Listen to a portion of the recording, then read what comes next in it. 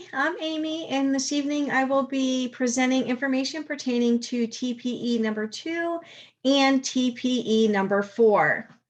I tried to memorize as much as I could with all the information, but I will be looking down at my notes. So let's get started. TPE number 2, creating and maintaining effective learning environments for all student learning. The 5 levels in this TPE are as follows. Number 1, promoting students' social, emotional growth, as well as their individual responsibility by using positive interventions and supports such as conflict resolution and restorative justice. We also need to promote a caring environment where students are respected and treated fairly. Next, we need to create a learning environment that fosters productive learning, that reflects diversity, and encourages positive interventions among students. Number 3, we need to establish, maintain, and monitor inclusive learning environments that are intellectually and emotionally safe. Number 4, we need to provide access to resources that support students, including those who have experienced some type of trauma like homelessness or neglect or some type of issues that bring on trauma. And then number 5, we need to maintain a high expectation for learning with appropriate supports. In order to implement TPE number 2, we need to, according to the video, building a belonging classroom, we need to make sure the environment is safe for the students, that the students feel that they belong, that they have a connection, not only to themselves or their students, but to the teachers. Just the classroom environment as a whole needs to be a safe environment where everyone feels safe, they belong, they're connected, and we have a sense of community. In order to do that, we have to give everyone a voice. We need to advocate for each other, support each other. We can do so with morning meetings, things like that. On to TPE number 4. Planning, instruction, and designing learning experiences for all students. We need to apply information about the students, what their current academic levels are, what the content and the standards are related to the learning. We need to have goals, assessment data, language proficiency, and cultural background knowledge. We also need to pull all that together and use funds of knowledge, what the children are bringing in with them, to begin planning our instruction. Number 2, we need to apply and understand knowledge of the range of characteristics of child development. We need to be able to draw on learning experiences for all of our students. Number 3, we need to design and implement lesson plans that reflect the academic content areas and related to the students' skills. Number 4, we need to plan, design, and implement instruction, make effective use of instructional tools and instructional time, maximize learning opportunities, remove barriers, and provide access through instructional strategies. And number 5, we need to promote student success by providing students opportunities to understand and advocate for strategies that meet the individual needs. We need to take our time. We need to get to know these students, what they're able to do, and we need to design curriculum that meet all of their needs. According to creating a positive learning environment video that was part of our resources, children respond to the environment that they are in. So if we build a environment, if we create an environment that's calm and relaxing, that also is stable with a routine, the students are going to feel comfortable. They're going to be ready to learn. They're going to show us who they really are and what they can do. So we really need to take our time, get to know the students, and create the environment for their learning purposes. Okay, the next section is discussing the differences between TPE 2 and TPE number 4. In TPE 2, the objective is to have high expectations for the students and also provide the right supports. In TPE number 4, The objective is to promote student success and provide them with strategies to advocate for themselves. Okay, the next one, in TPE number 2, the objective is to have positive interventions and supports when teaching. Whereas in TPE number 4, the objectives are to design lessons based on students' current academic status. Another difference between the two. In TPE number 2, the objective is to supply resources and support to those who need it. In TPE number 4, the objective is to maximize learning opportunities and to manage time efficiently. The next one, TPE number 2, the objective is to create a productive learning environment that encourages positive interactions. Whereas TPE number 4, the objective is to understand the range of knowledge through child development and create lessons that implement prior learning experiences. And then finally, in TPE number 2, the objective is to create an inclusive learning environment that is safe to all students. In TPE number 4, the objective is to implement instruction that reflects connectivity based on the student's skills. So those are some differences between the two. The next one, discuss your typical classroom practices in the areas of TPE 2 and TPE number 4. Well, in TPE number 2, I have established routines. I have the children, they know that when they come for their reading lesson, they stand outside, they wait till everyone shows up, and they come into the Learning Center together.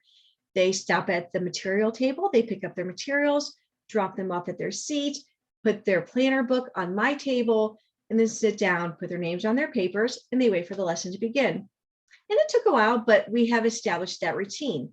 If I'm not there, if I'm not ready at the beginning of the lesson, they already know what to do. They don't need to wait for instruction. I do use prompt cards for student discussions, and it does help take turns talking. It gives the students ideas on how to keep the conversation going. I also use positive behavior interventions. We use PBIS, and what we use are gotchas. And when the students are showing that they are being respectful, responsible, taking care of their own materials, if they're being kind, they do get the gotchas. And we have for my lessons, if they get to 100, we get a popsicle party, or we get to do something fun. So I do use a lot of positive intervention. I greet the students at the door, or if they come in, always with a smile. Even with the mask on, they can tell when I'm smiling. And I always find one question to ask them, a quick, hey, what did you do this weekend? What did you have for breakfast? They have that quick conversation. And then, I'm always fair and consistent. I try to be consistent with all of them. If I ask a student to do something, I expect all the students to do something. If I ask a student to stop doing something, then they all have to stop, whether it's like drawing or if they're, chit-chatting, side conversations. So those are some of the practices that I use for TPE number 2, and some that I am using and trying to incorporate more for TPE number 4. Obviously, I use research-based practices. I design learning targets with appropriate instruction and assessments. So for my literacy program, I cannot move forward until after a level in the book, I have to check their data. I have to assess them, and if they are struggling, then I go back and we continue working on what they're struggling. So I do use what they're learning and their instruction to move forward. I have access, and I apply knowledge of students' prior achievements, like their funds of knowledge. And I do so by talking to their gen ed teachers and looking at past test scores and just the past work that they've done for me. I use effective instructional techniques that support ELL students. I have one ELL student. I use visuals. I ask him to write down what he needs to say or his responses. I give him different ways to respond, but I use a lot of visuals. I modify instructions and materials and tests for students on IEPs. Instead of having to answer 10 math problems to show mastery, they need to answer or solve 5 problems. And if they have to write a full paragraph, we start using a graphic organizer and we break that paragraph down and we just take it step by step. And finally, I provide academic content standards that improve all student learning. I really enjoy using those content standards because it helps me drive my goals and what I need to get done during the lessons. And some of the goals that I do have that I'm really working on, continue training for effective classroom management. I have a lot of personalities that come in at one time into the Learning Center.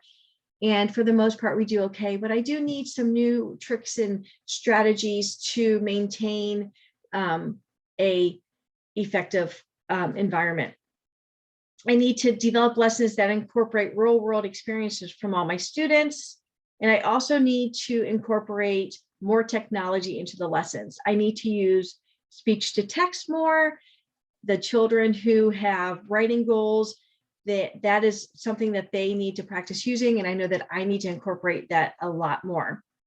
And one of the biggest things, my biggest goals before Christmas is to create the Learning Center, is to actually not really create it, but recreate the Learning Center to a place where some of the students who need a break, who's really struggling during the day to make good choices, they can come to us. And I want there to be a space in there where they can paint on the easel, use the Zen garden, like the sand garden or kinetics or Legos, even build with small blocks, just something to let them settle down. And that's something that's my vision for the Learning Center. And with the help of the behaviorist, I think we're going to get it taken care of. But that's my main goal, is not only are the students coming over for lessons, but they're coming in for some downtime. We are the resource center. We need to offer resources to these students who are just struggling, who are just angry, or they don't want to be on campus. And instead of destroying something, they have the choice to come in and paint a picture, build with some blocks, sit down in a comfortable beanbag chair, and just do nothing for a few minutes. So that's my main goal. And I think with the TPEs and kind of following those, I think I can create an effective Learning Center environment for all students. The next thing I need to do is summarize how implementing effective instructional practices and my individual goals will promote safe and equitable learning environments. So I had to write these down. Okay, implementing my goals and these strategies will create an environment which students will feel comfortable and supported in. They'll be able to come in and relax, and hopefully behaviors will be minimized because of the focus of the Learning Center. The focus will be on them and allowing them to de-escalate any behaviors that are not desirable, and it's on their time. The next one, hopefully by addressing the students' social and emotional needs, this will allow me to help to better understand them and give them a chance to cool off. When they're ready to learn, they'll come back and we can continue with their lessons, or they can go back into their gen ed classroom. If I use positive interventions, which I do, even with my challenging behaviors, I think doing so the students with the challenging behaviors will be able to de-escalate quicker. They'll know that it's a safe place in the Learning Center, and they'll be able to get back on task quicker. Designing lessons that are culturally appropriate and inclusive will promote a sense of belonging in the students. Again, that gives them a safe place. Pardon me, please. Sorry about that. Having the quick check-ins, even though I don't see all the children every day, every morning, I go to all my students' gen ed classrooms, and there's 6 of them. I do a quick morning check-in with them, ask them what job they're going to start, how are they doing, do they need help with anything? And it really sets the tone for the rest of the day. If I see them later, it puts it, they're happy to see me. And if I'm not seeing them that day for a lesson, we still have that connection.